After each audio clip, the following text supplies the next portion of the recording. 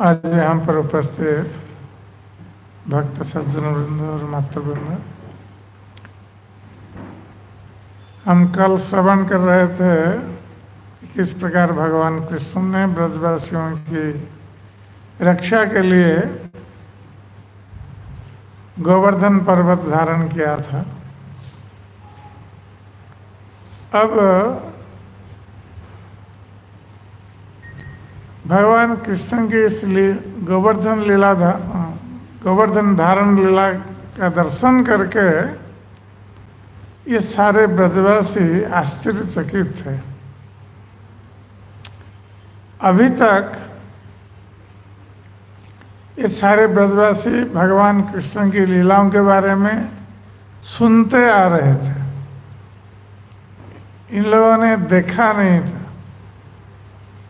क्योंकि भगवान कृष्ण वन में ये लीलाएं करते थे और गोप बालकगण आकर ब्रज में उन लीलाओं का वर्णन करते थे।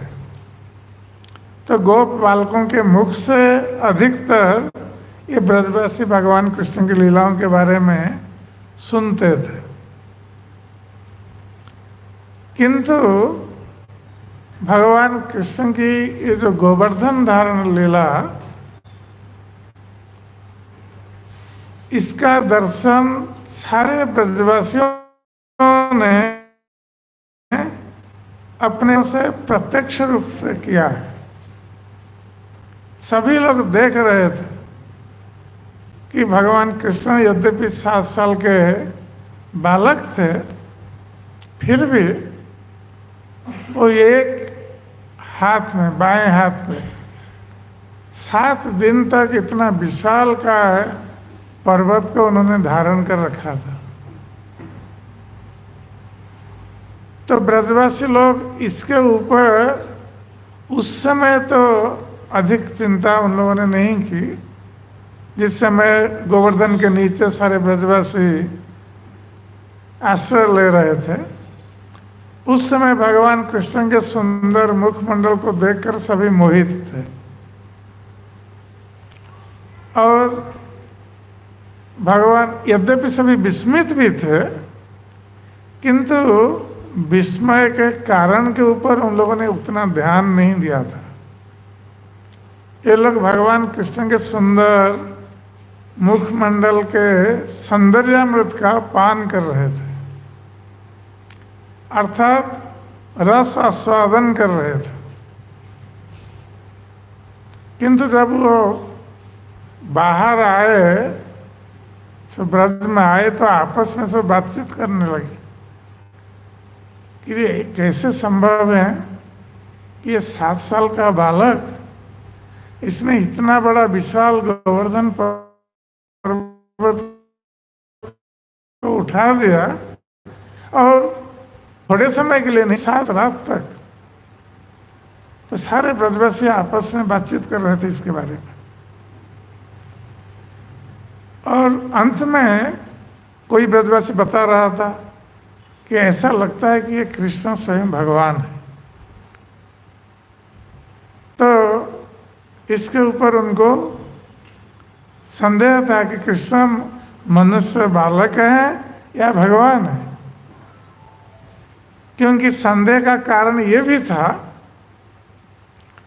कि यद्यपि बचपन से भगवान कृष्ण इस प्रकार आश्चर्य लीलाएं कर रहे हैं, असुरों का वध कर रहे हैं, अब गोवर्धन पर्वत का धारण किया सभी के सामने,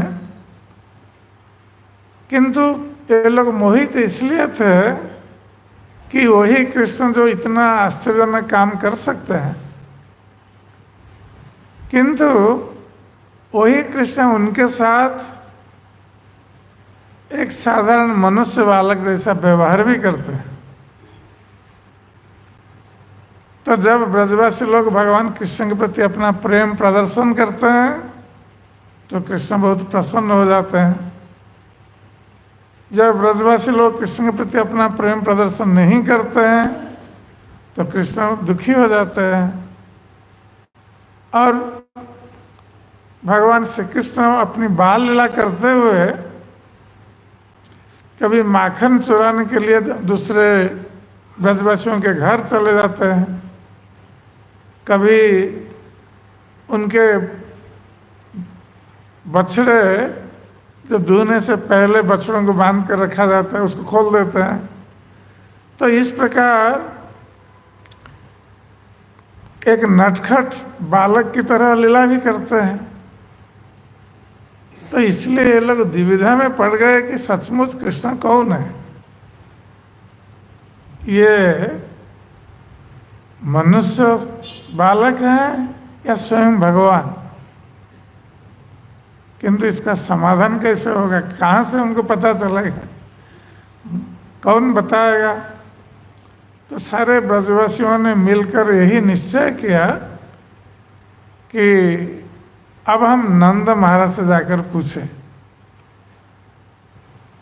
कि नंद महाराज जो हम में से अधिक ज्ञानवान और चिंताशील व्यक्ति हैं और हमारे राजा भी हैं, इसलिए हमारे संदेह को हम उन्हीं से दूर कर सकते हैं। इसलिए सारे ब्रजवासी एकत्रित होकर नंद महाराज के पास आए। तो जब नंद महाराज के पास आए तो नंद महाराज ने उन सभी को बिठाया। नंद महाराज ने सोचा कि किसी कार्यवश ये लोग आए होंगे। तो नंद महाराज ने पूछा कि आप लोगों का मेरे पास आने का कारण क्या है। तो ब्रजवासियों ने बताया कि हमारे मन में एक संदेह उत्पन्न हो गया है। तो नंद महाराज ने पूछा किसके बारे में संदेह। तो ब्रजवासियों ने कहा कि आपके पुत्र कृष्ण के बारे में संदेह है, क्योंकि हम लोगों ने तो पहले सुन रखा था कि कृष्ण ने बाल लीला करते हुए अनेक आश्चर्यजनक कार्य किया है। यहाँ तक कि जब भगवान श्री कृष्ण 6 दिन के शिशु थे तो उस समय पुतना राक्षसी आई थी मथुरा से। कंस ने भेजा था पुतना राक्षसी को, और केवल क्योंकि कंस को पता नहीं था कि उसका शत्रु कहाँ जन्म ले चुका है, क्योंकि देवी ने बोल दिया था कंस को कि तुम्हारे मारने वाला अन्यत्र जन्म ले चुका है। तो कंस द्विविधा में पड़ गया था, इसलिए आदेश दिया था पुतना को कि आज से 10 दिन पहले जितने शिशुओं का जन्म हुआ है ब्रज में, तुम जाकर सारे शिशुओं का वध कर दो। तो पुतना घर घर जाकर नवजात शिशुओं का वध कर रही थी, अपना स्तन पान करने के लिए देकर, और अपने स्तन में उसने कालकूट विष लगा रखा था। उसके स्पर्श मात्र से व्यक्ति की मृत्यु हो सकती है। तो बच्चों की बात क्या कहा जाए, इतना उत्कट विष था। और जब पुतना आई ब्रज में तो उसने वो तो आकाश मार्ग से उड़कर आई थी ब्रज में, और जब नीचे उतरी एक सुंदर स्त्री का वेश उसने बना दिया। एक सुंदर स्त्री का वेश धारण करके जब वो ब्रज में आई तो ब्रजवासी लोग सब आश्चर्यचकित हो गए पुतना को देखकर कि इतनी सुंदर स्त्री ये कहाँ से आई है, ये तो मर्त्य लोग की स्त्री जैसा जान नहीं पड़ती है। तो हो सकता है कि कृष्ण का दर्शन करने के लिए, क्योंकि कृष्ण के अद्भुत बालक थे, उनके जन्म से ही जब ब्रजवासी लोग देखने गए थे भगवान कृष्ण को शिशु रूप में, तो भगवान कृष्ण का जो वर्ण था एक अद्भुत वर्ण था। हम बोलते हैं श्याम वर्ण, या कृष्ण के वर्ण को मेघ के वर्ण के साथ तुलना की गई। आकाश में जब नए नए काले बादल उमड़ते हैं उस समय उन बादलों का जैसा रंग है। हम कहते हैं कि कृष्ण का शरीर का रंग ऐसा ही था, किंतु उससे भी और श्रेष्ठ था, क्योंकि भगवान कृष्ण का वर्ण की तुलना करने के लिए बादलों के वर्ण की उपमा दी जाती है, किंतु भगवान के शरीर के वर्ण की तुलना इस संसार में किसी भी वस्तु के साथ नहीं हो सकती, क्योंकि ऐसी कोई वस्तु है नहीं संसार। तो भगवान कृष्ण का शरीर श्याम वर्ण का और उससे ज्योति निकल रही थी, तो अंधकार गृह भी उस ज्योति से आलोकित हो जाती थी। इसलिए तो भगवान कृष्ण जब जाते थे माखन चोरी करने के लिए अंधकार गृह में, उनको कोई तकलीफ नहीं होती थी। और उनकी शरीर की ज्योति और वो जो अलंकार पहने हुए थे, इसमें मणि, तरह तरह के मणि उसमें लगे हुए थे अलंकारों में, उससे भी ज्योति निकल रही थी। तो सारे ब्रजवासियों ने सोचा कि ये जो स्त्री आई है पुतना, ये हमारे कृष्ण का दर्शन करने आई है, और ये हो सकता है कि ये वैकुंठ की देवी लक्ष्मी देवी आई है कृष्ण का दर्शन करने के लिए। तो ये सोचकर किसी ने पुतना को बाधा नहीं दी, और पुतना सीधे चले गई नंद महाराज के भवन में।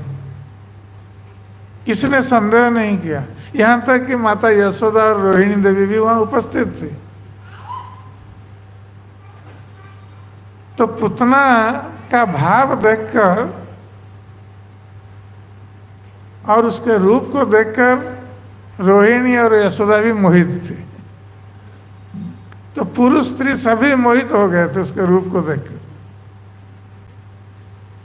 और पुतना ने माता का अभिनय भी किया। जब वो गई यशोदा माता रोहिणी माता के पास, और पास के कमरे में कृष्ण सोए हुए थे और ये दोनों बातचीत कर रही थी, तो पुतना ने माता का भाव दिखाकर रोहिणी और यशोदा माता से कहा कि तुम लोग कैसी माताएं हो कि इतना सुंदर बालक तुम्हारे घर में बालक ने जन्म लिया है और तुम लोग उसको सया पर लेटा कर तुम यहाँ बातचीत कर रही हो। हम यदि इस बालक की माता होती तो हम सदा सर्वदा इस बालक को अपनी गोद में लिए रहते। ये कहकर वो चली गई जहाँ कृष्ण सोए हुए थे। तो उसको कौन संदेह करेगा जो इस प्रकार की बात कह रही है। किंतु भगवान कृष्ण जानते थे पुतना किस लिए आई है। तो वो जाकर भगवान कृष्ण को अपनी गोद में ले ली पुतना, और भगवान कृष्ण आंख बंद किए हुए थे। तो पुतना ने अनजाने में ही जैसे किसी काल सर्प को अपनी गोद में ले लिया। पुतना को पता नहीं था कि ये जो छोटा सा बालक जिसको मारने आई है ये काल सर्प के समान है। तो अपनी गोद में लेकर जब अपना स्तन पान करने के लिए दिया तो भगवान कृष्ण ने उसके स्तन को पकड़कर दोनों हाथों से जब पीना शुरू किया दूध के बहाने उसके प्राण को भी सोच लिए। और पुतना चित्कार कर रही है, छोड़ो छोड़ो मत, मुझे छोड़ दो। किंतु भगवान कृष्ण नहीं छोड़ रहे। और जब प्राण निकल रहा है तो पुतना अपने रूप में आ गई, जो छद्म रूप में थी अपने रूप में आके विशाल का राक्षसी का रूप धारण करके वो नंद महाराज के भवन से निकलकर बाहर जाकर गिर पड़ी।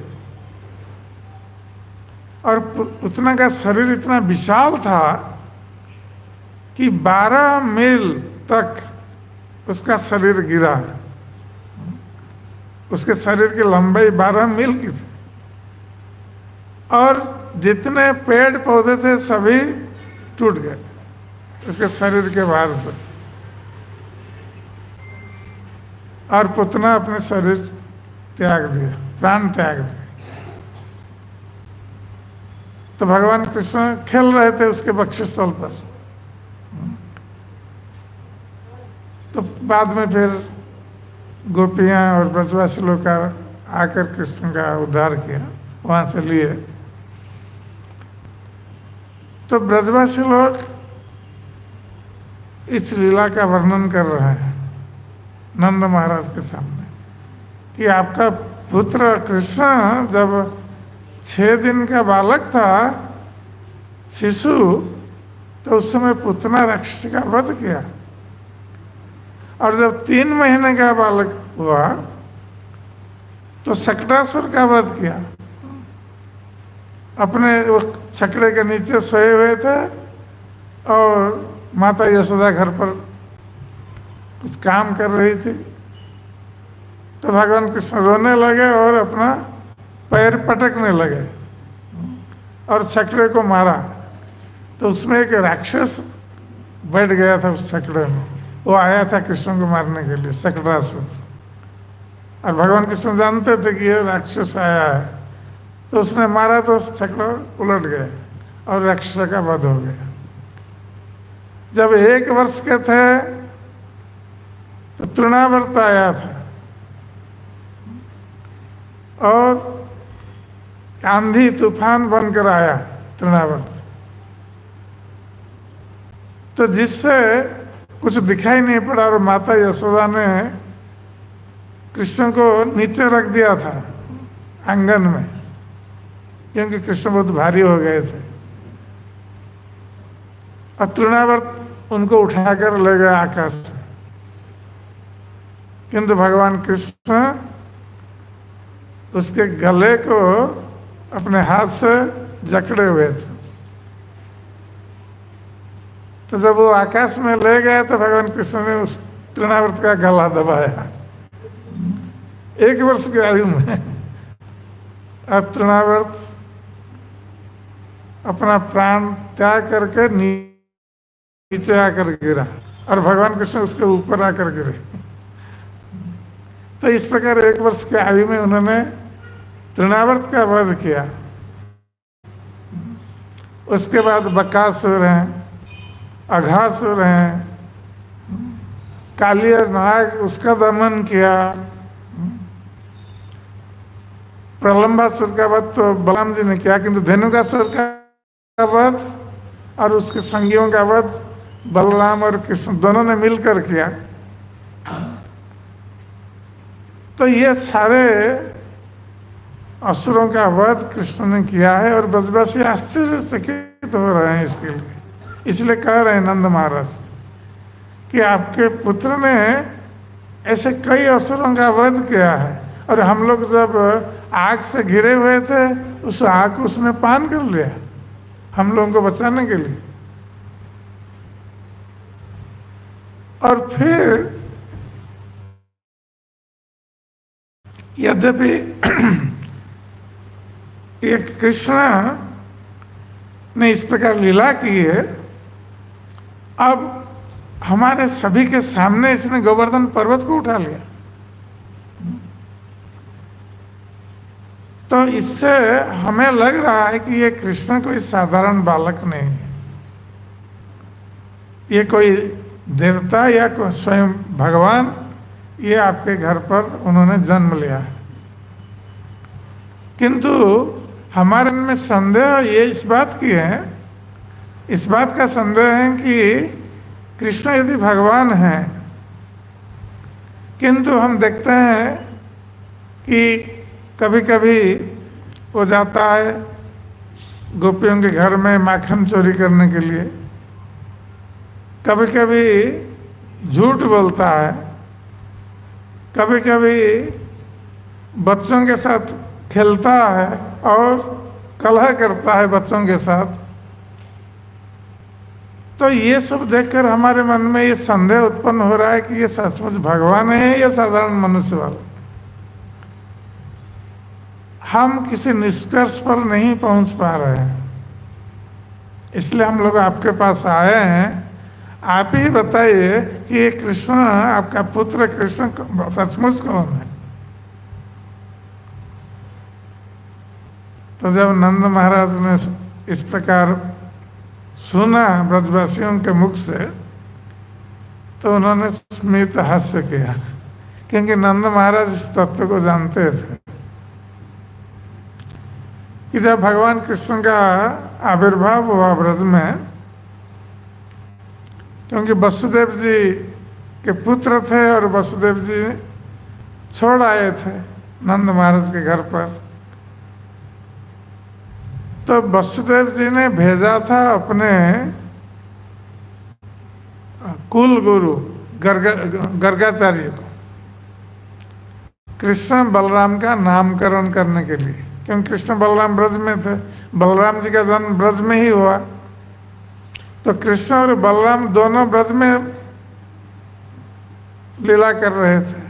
तो वसुदेव जी ने भेजा था गर्ग मुनि को, और गुप्त रूप से भेजा था, कहीं कंस को ये पता न चल जाए कि वसुदेव के दो पुत्र ब्रज में आए और गर्ग मुनि गए हैं उनका नामकरण करने के लिए। यदि कंस को पता चल जाएगा तो कंस तो तुरंत समझ जाएगा कि ये मेरा शत्रु यही है। अब तक कंस संदेह में था, तो उसको पता चल जाएगा। इसलिए वसुदेव ने गर्ग मुनि से कहा था कि आप गुप्त रूप में जाइए और कृष्ण बलराम का नामकरण संस्कार आप गुप्त रूप से ही करिए, जैसे कंस को पता न चले कि वसुदेव जी का कुल गुरु आए हैं यहाँ नामकरण करने के लिए ब्रज में। तो जब गर्ग मुनि गए, नंद महाराज ने उनसे अनुरोध किया कृष्ण बलराम का नामकरण करने के लिए, तो गर्ग मुनि ने उन्हें बताया कि अब ये कंस का अत्याचार आगे बढ़ने वाला है,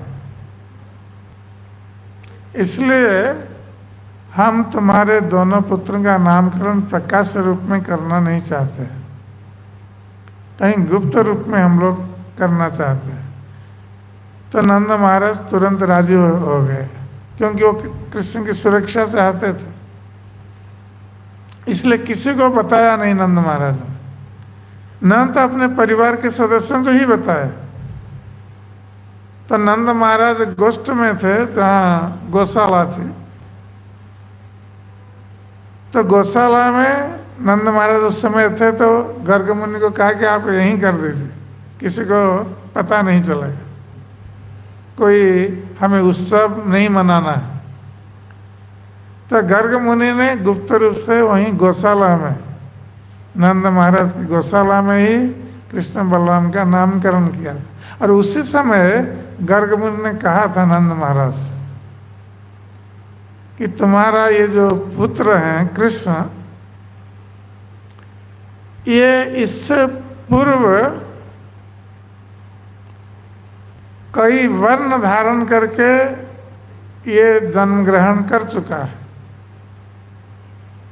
ये कभी श्वेत वर्ण धारण किया है इसने, कभी पीला वर्ण धारण किया है, कभी लाल वर्ण धारण किया है, अब वो श्याम वर्ण धारण करके आया है। और तुम्हारा ये पुत्र कभी वसुदेव जी का पुत्र रहा है, ये प्रत्यक्ष रूप से नहीं बोल रहे कि वसुदेव जी का पुत्र है, कह रहे हैं कि ये कभी वसुदेव जी का पुत्र रहा है, इसलिए इसका नाम वासुदेव होगा।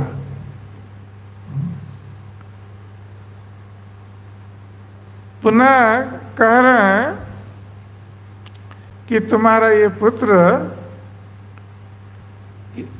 इसका ध्यान तुम लोग रखना, इसका पालन अच्छी तरह करना, क्योंकि तुम्हारा ये पुत्र कृष्ण सारे ब्रजवासियों को अनेक तरह तरह की विपत्तियों से ये रक्षा करेगा। और ये नारायण सम,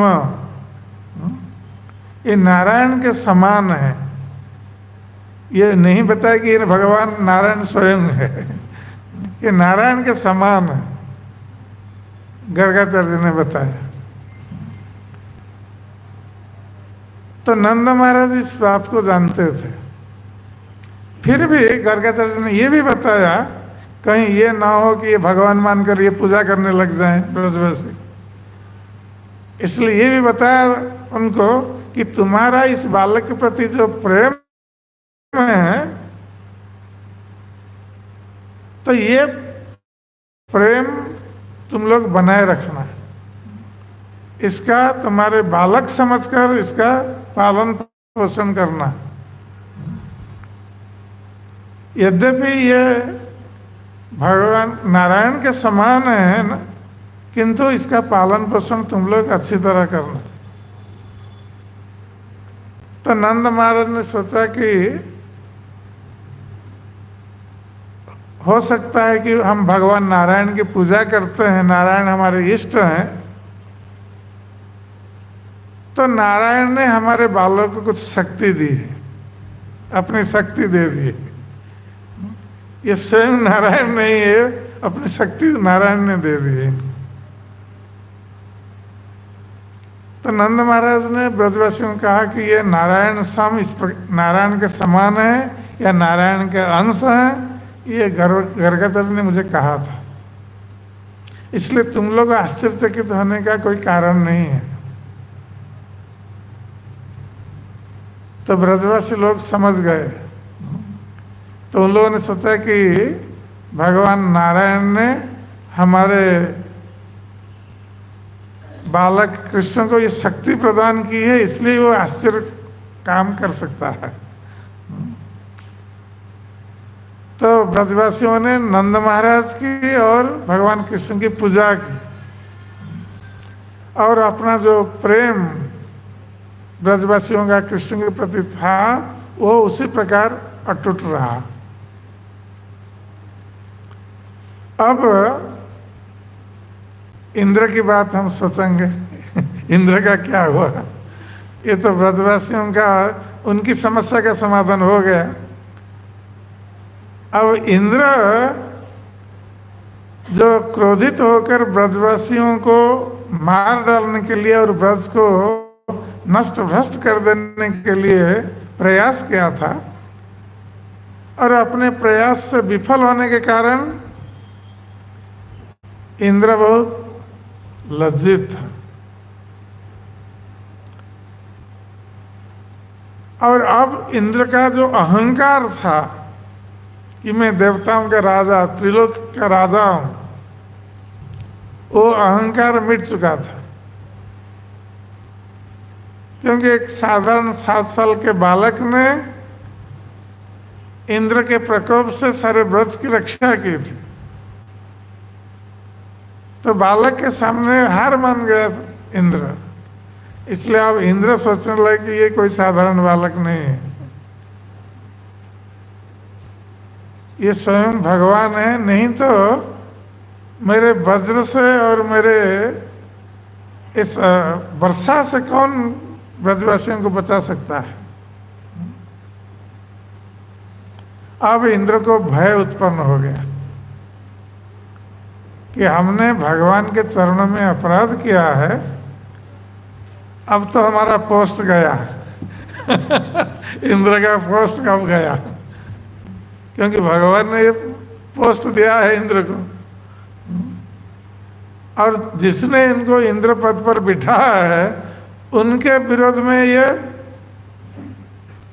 इंद्र निकल पड़े थे। तो इसलिए वो बहुत भयभीत हो गए इंद्र। और कैसे भगवान के सामने जाकर क्षमा याचना करना है, इसके लिए वो सीधे आने के लिए भयभीत हो रहे थे इंद्र कि हमने अपराध किया है कृष्ण के चरणों में, और उनके प्रिय ब्रजवासियों को नष्ट भ्रष्ट कर देने के लिए प्रयास किया है।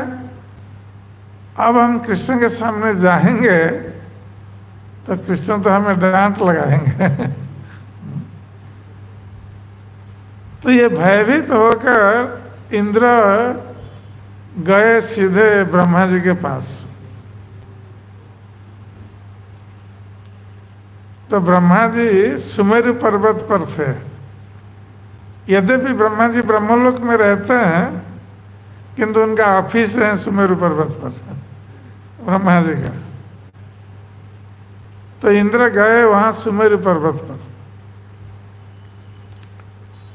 और ब्रह्मा जी को प्रणाम करके उनसे ये परामर्श ग्रहण किया,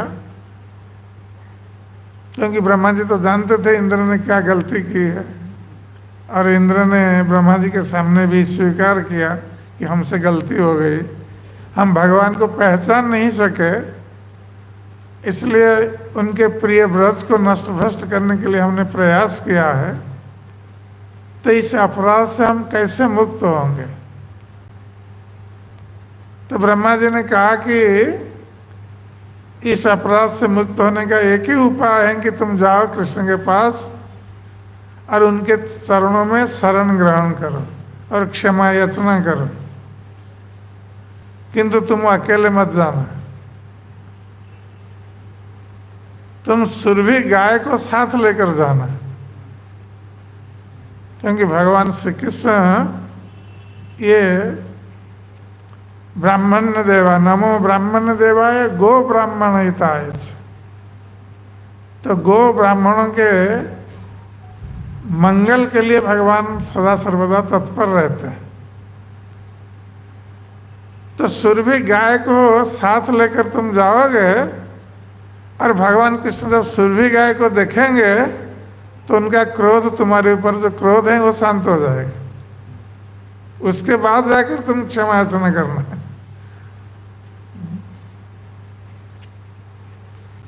तो ब्रह्मा जी ने इस प्रकार परामर्श दिया और उसके बाद ब्रह्मा जी ने बताया कि क्षमा याचना के बाद तुम कृष्ण का अभिषेक भी करना। तो इंद्र आए सुरभि गाय को साथ लेकर। तो सुरभि गाय को साथ लेकर जब आए, अब दूसरे दिन, ये दूसरे दिन की घटना है, तो भगवान कृष्ण जानते थे कि अब इंद्र आएगा। तो भगवान कृष्ण अब गए ये देखने के लिए, तो गौ चराने के लिए गए सब ग्वाल वालों के साथ, और उनको एक जगह छोड़ दिया गोवर्धन के पास, और उनसे बताया, ग्वाल वालों से बताया कि हम जा रहे हैं, देखेंगे इंद्र कल कितने, इस 7 दिन तक कितने वज्र मारे हैं गोवर्धन के ऊपर, तो गोवर्धन का क्या हुआ है हम देखने जा रहे हैं। इसी बहाने वो ग्वाल वालों से अलग होकर आ गए, क्योंकि भगवान जानते थे कि अब इंद्र आएगा, और जब ग्वाल वाल साथ होंगे तो इंद्र आकर उनके सामने क्षमा याचना नहीं कर सकता ग्वाल वालों के सामने, इसलिए मुझे एकांत में रहना आवश्यक है। तो इसी बहाने भगवान कृष्ण निकल गए, जबकि गोवर्धन पर्वत का कुछ नहीं हुआ था वज्र से। हम कल चर्चा कर रहे थे, गोवर्धन जी को लग रहा था जैसे पुष्पों की वृष्टि हो रही है। तो भगवान कृष्ण गोवर्धन की तलहटी में चले गए, जहाँ गोविंद कुंड है। आप लोग जो गए होंगे गोवर्धन परिक्रमा करते समय देखे होंगे गोविंद कुंड, वहीं पर गोवर्धन की तलहटी पर कृष्ण आकर एक पत्थर के ऊपर बैठे थे। और प्रतीक्षा कर रहे थे। तो उस समय इंद्र आए सुरभि को साथ लेकर। तो इंद्र ऐरावत हाथी के ऊपर बैठ करके आए थे स्वर्ग से। तो सुरभि ने कहा इंद्र से कि इंद्र, अब तुम ऐरावत हाथी के ऊपर बैठकर मत जाओ कृष्ण के पास, ये ऐरावत हाथी को यहीं छोड़ दो और पैदल जाओ तुम।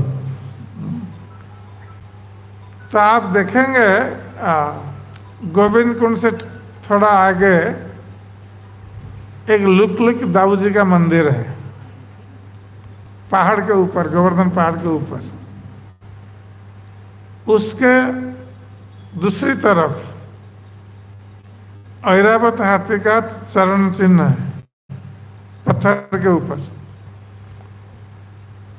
तो इंद्र वहीं ऐरावत हाथी के ऊपर से नीचे उतर करके वहीं छोड़ दिया था ऐरावत हाथी, और इधर आए थे इस तरफ कृष्ण से मिलने के लिए। तो सुरभि पहले नहीं आई इंद्र के साथ, इंद्र को अकेला छोड़ दिया। तो इंद्र जब आए तो सोने के मुकुट पहने हुए थे, इंद्र स्वर्ग के राजा हैं, और उनके मुकुट से ये सूर्य के समान तेज निकल रहा था। तो इंद्र जब आए भगवान कृष्ण के पास तो तुरंत भगवान कृष्ण के चरणों में गिरकर उन्होंने दंडवत प्रणाम किया और अपने मुकुट सहित अपने मस्तक को भगवान कृष्ण के चरणों में लगाया।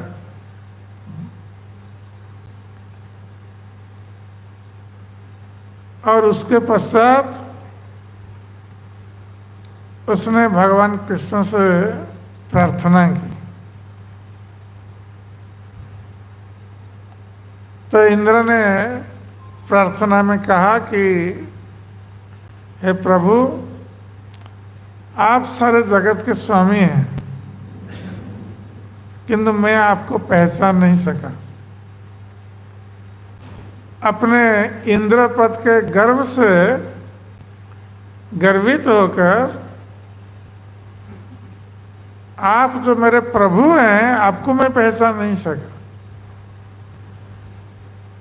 और हमसे ये बहुत बड़ी गलती हो गई है। और आपने मेरी पूजा बंद करके गोवर्धन पूजा प्रारंभ करके मेरे गर्व का खंडन भी किया है, और ये हमारे ऊपर आपकी बहुत बड़ी कृपा है। आपने वस्तुतः मेरे गर्व का खंडन करके मेरे ऊपर बहुत बड़ी कृपा की।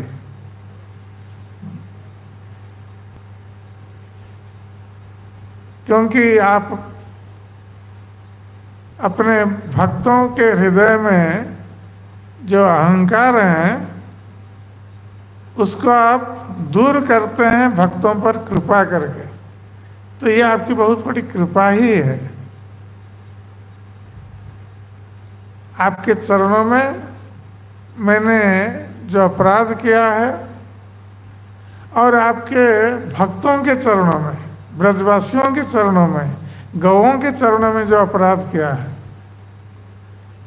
इसके लिए आप मुझे क्षमा प्रदान करें। क्योंकि आप भक्त वत्सल हैं, भक्त आपके प्रिय हैं, और आपके प्रियजनों पर हमने अत्याचार किया है। तो हमसे ये बहुत बड़ी भूल हो गई है। तो आप हमें क्षमा प्रदान करके हमारे ऊपर कृपा करें। तो जब इंद्र इस प्रकार प्रार्थना करने लगे तो भगवान ने स्मित हास्य किया और इंद्र से कहा कि इंद्र, ये तुम में जो अहंकार आ गया था, इंद्र पद प्राप्त होने के कारण, इस अहंकार के कारण तुम ये भी भूल गए कि तुम्हारा प्रभु कौन है। तुम अपने को त्रिलोक के प्रभु मानने लगे। तो वस्तुतः व्यक्ति ऐश्वर्य के गर्व से इतना अहंकारी बन जाता है कि वो अपने प्रभु को भी पहचान नहीं पाता है, साधु महात्मा को भी पहचान नहीं पाता है, अब भगवान को पहचान क्या करेगा। तो जब व्यक्ति इस प्रकार अपराध करता है तो वो अपराध का दंड बहुत कठोर होता है। जब किसी साधु महात्मा या भगवान के चरणों में कोई अपराध करे तो उसका दंड बहुत कठोर है, जैसे शास्त्रों में बताया गया है। आयु श्रेय यशो धर्म लोकानंग आशीष एव च हंति श्रेयांसि सर्वाणि पुंसा महत अतिक्रम। जब व्यक्ति महान व्यक्ति का अतिक्रमण करता है तो सबसे पहले उसकी आयु क्षीण हो जाती है, आयु घट जाती है, उसका ऐश्वर्य नष्ट हो जाता है।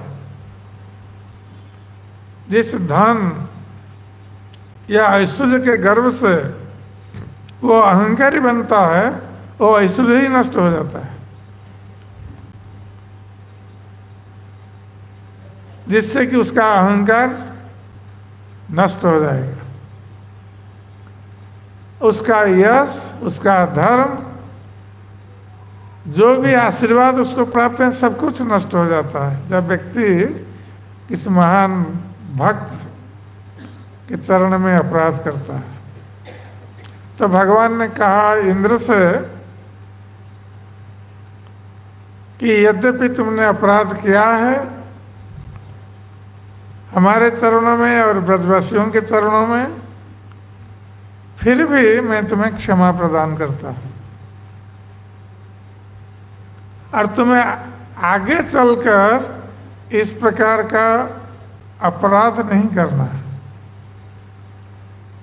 इस प्रकार अहंकार मन में धारण नहीं करना है। अब तुम जाकर तुम्हारे अपने पद पर स्थित होकर अपना कर्तव्य पालन करो।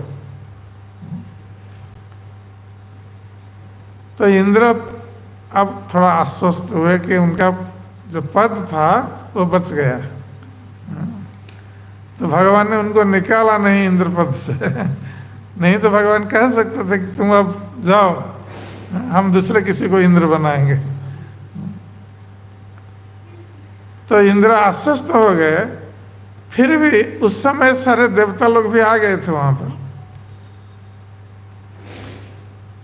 फिर भी इंद्र लज्जित थे अपने कार्य के लिए। अब सुरभि भगवान कृष्ण के सामने आई। अब सुरभि ने कहा कि हम आपका अभिषेक करना चाहते हैं और हमने देख लिया कि हम जिस इंद्र को अपना प्रभु मानते थे उस इंद्र की अवस्था अब क्या हुई। वो स्वयं अपनी रक्षा जो इंद्र नहीं कर सकता वो हमारी रक्षा क्या करेगा।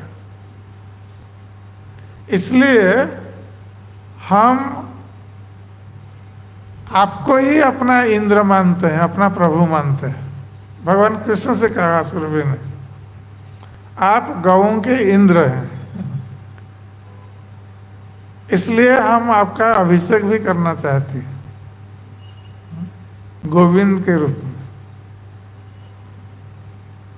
तो सुरभि गाय ने दूध से कृष्ण का जब अभिषेक करना शुरू किया और इंद्र लज्जित होकर खड़े थे,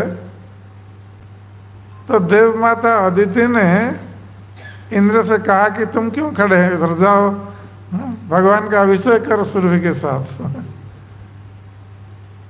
तो देव माता अदिति के कहने पर इंद्र अपने ऐरावत हाथी के सूंड से स्वर्ग गंगा का जल लाकर कृष्ण के अभिषेक में योगदान किया। इस प्रकार इंद्र और सुरभि और सारे देवतागण वहाँ उपस्थित थे, सभी ने भगवान कृष्ण का अभिषेक किया उसी स्थान पर, और भगवान का नाम तभी से गोविंद पड़ा।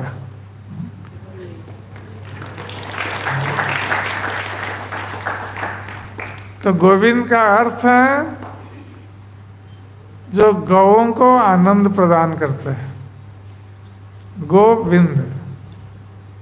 और दूसरा अर्थ है गो अर्थात इंद्रिय, तो जो इंद्रियों को भी आनंद प्रदान करते हैं, इसलिए वो गोविंद है। तो अभी जो गोविंद कुंड है, तो गोविंद कुंड का जल वही अभिषेक जल अभी भी है गोवर्धन। और साल में एक बार अभी भी उस गोविंद कुंड का जल पूरा दूधमय हो जाता है, दूध निकलता है जल से। जैसे आप भांडीर वन जाएंगे, भांडीर वन में एक भांडीर कूप है, वहां साल में एक बार भी दूध निकलता है, पूरा जल दूधमय हो जाएगा। तो अभी भी हम ब्रजभूमि का आश्चर्य देख सकते हैं कि ये दिव्य भूमि कैसे कैसे हित कर रही है। तो इस प्रकार भगवान का अभिषेक करके सारे देवता लोग संतुष्ट होकर इंद्र सहित ये अपने अपने स्वर्गलोक में चले गए। और इस प्रकार भगवान श्री कृष्ण की गोवर्धन लीला समाप्त हुई। हरे कृष्ण।